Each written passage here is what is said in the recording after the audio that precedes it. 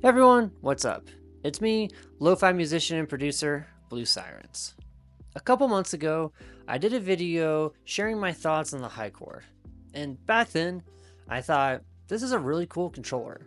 It's small, it's compact, it plays chords, and you can make music pretty much anywhere you want with it with the built-in speaker, or you can plug it into your phone or your tablet or your computer and do a whole bunch of stuff on the go. But I didn't know for sure if it was going to be as good as it sounds until I got one.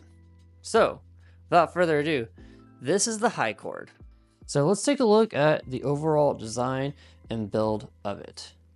And first off, right off the bat, I do like that we have some color-coded keys. The joystick doesn't feel flimsy at all. Honestly, this joystick is pretty impressive because it doesn't feel like it's going to break anytime soon. If I were to put a lot of pressure on it or jerk it really quick to change a chord, it doesn't seem like it's going to break underneath that pressure or that sudden set of movement. Looking at the overall design, the aluminum casing is really nice. I can understand why they moved away from a plastic encasing. We have our USB-C port here on the side. On the top of it, we have our power button. We have our volume, and we have our audio out right here. And on the back, we have a set of instructions, kind of just basic instructions on how you can get started with the Hi-Chord. Now there's a ton of different instructions that you can download from their website for the user manual that go even further than here. But if you're just trying to get started and want to know what it's like to use the Hi-Chord, this is a pretty solid set to get you started. But let's look at the keys. As you tap the keys, you're going to see our chord is going to appear on our LED screen. I think this is actually a pretty solid setup. You can tap the chords pretty fast and they'll adjust. And as you move the joystick around, you're going to see it's going to change which chord is playing. Up here at the top, these row of keys are going to change a couple of different things. We can hold this one down to change our key by going left or right with the joystick, or octave by going up and down. This next one's going to have tons of different options we can do, either our sound by going up or our sound effect by going left or right. And the last one is going to be a mode for the Hi-Chord. As well, if there's a BPM feature involved, we can adjust that here. But how does the Hi-Chord sound? Well, let's dive in and take a listen to some of the Hi-Chord sounds. This is the Hi-Chord. Let's take a look how you can use it and the sounds that are built into it. So if we play a chord, we can change the chord type with the joystick. We can go through the entire scale that we have, which right now we're in the key of C.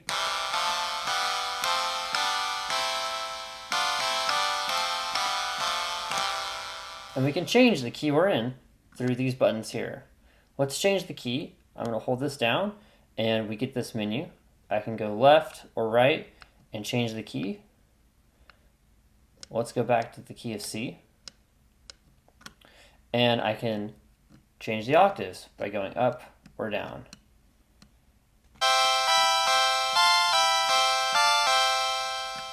Let's go back to the default octave of 0. Here we can change different sound settings and different effects that are available to us. So right now, let's see if we want to use the verb. If I click down, it'll say verb is on.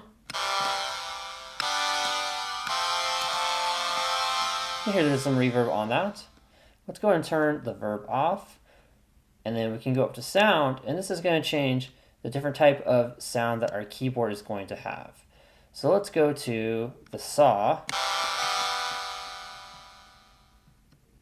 So if I click this, swipe up, I can then change what type of sound we're going to have for our keyboard.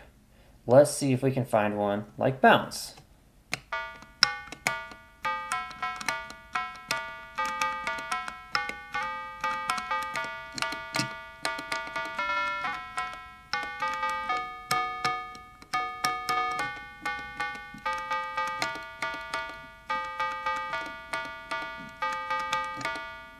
Let's see what other sounds we have. We'll click this again, go up to sound, and then we can cycle through different sound options. Let's see what triangle sounds like. Pretty low in volume. Let's see if we can find out what's crystal sound like.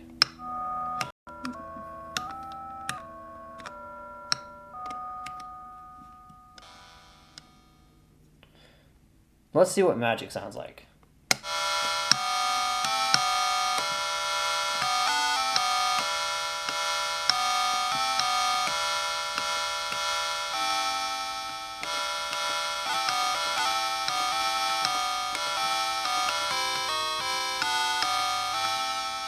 Sounds pretty good. In our last button here, we can click this and we can change into different modes. We can change into a strum mode.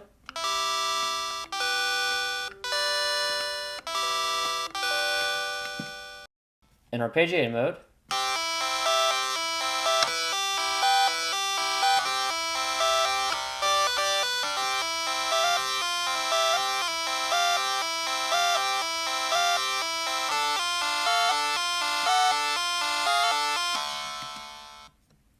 A repeat mode.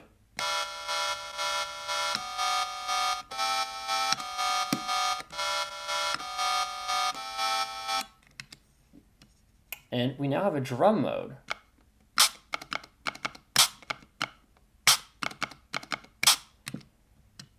And then we're back to our play mode.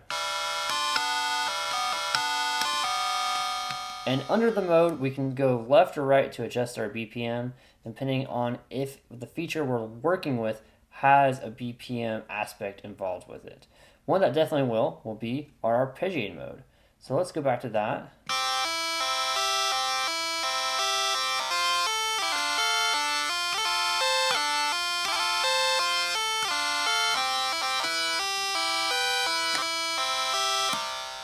And it definitely affected the arpeggio mode by adjusting our BPM down. We also have additional effects depending on which setting we're looking at. For this one, we can change the rhythm rate for the arpeggiated mode, cycling through those. But that varies on which setting you're looking at.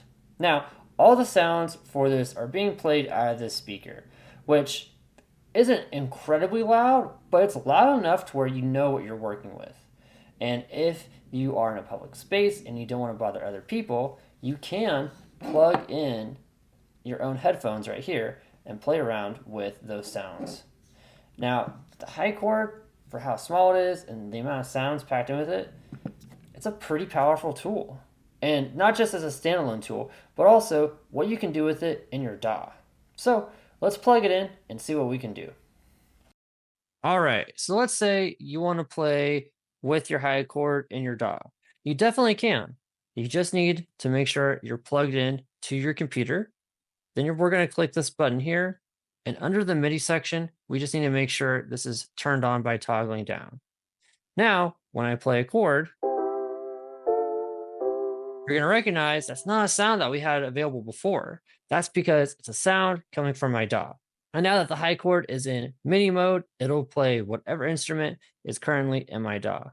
So if I've programmed some beats and I just need to lay down some quick chords, this is going to be a pretty easy way to do it. And for me in lo-fi, I mostly do a lot of 7 chords. So I could honestly just hold this down under the 7th.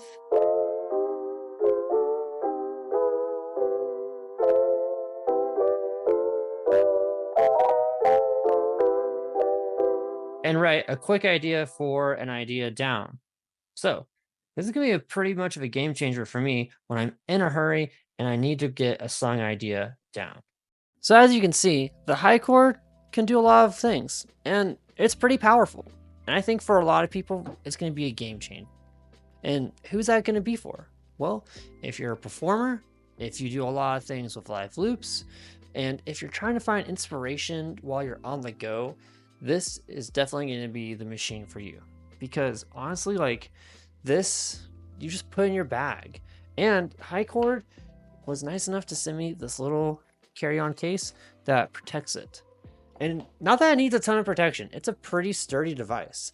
So I'm going to be traveling with this probably for a long time because I can just plug it in, play chords, I can play individual notes in the lead setting. This is going to be a pretty big game changer for traveling because instead of bringing a keyboard that can't really fit in a backpack, I can just put this in a knapsack or a book bag, something pretty small, and carry it around with me to get ideas down to record directly into my computer or a tablet or a phone.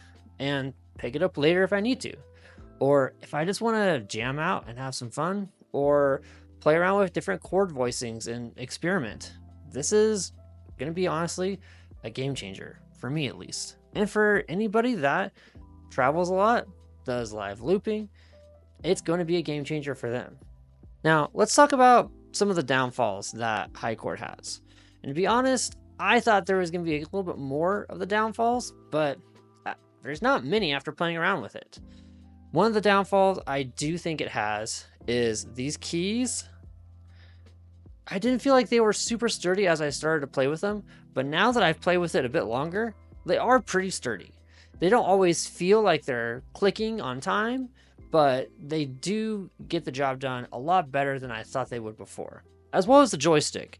I thought this joystick was going to be pretty flimsy, but it's held up way more than I thought it would, and I think it's better quality than the keys. Now, HiChord is working on an aluminum body, which this is an aluminum body. They originally came out with plastic, but because of the aluminum body, it does increase the price a bit, but I honestly think it's worth it. Originally, I thought the aluminum body was a little bit of an overkill, but for it to be such a small and compact controller, I think the aluminum body is kind of a must. The plastic may make it feel a bit too fragile, but the aluminum body really adds a lot of quality and a lot of shine to the controller.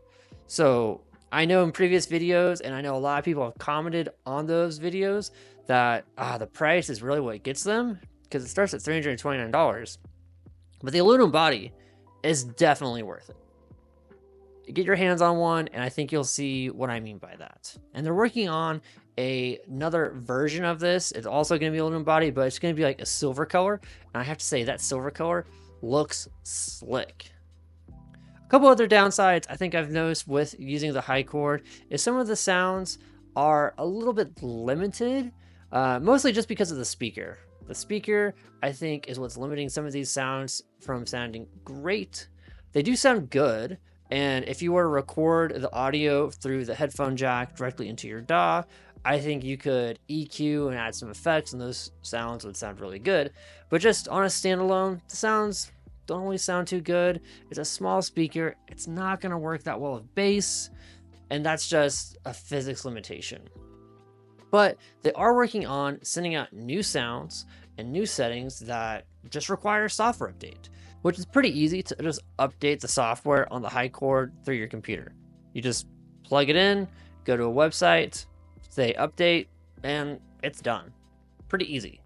And the owner's manual goes even further than what I've talked about in this video when it comes to customizing sounds and settings to make the HiChord the ultimate chord machine. So there's a lot less downfalls than I thought I was going to encounter with the HiChord. I honestly really like the design. I am loving the aluminum body. I understand where it comes in when it comes to price and why it is that much, and I think that the value is definitely there.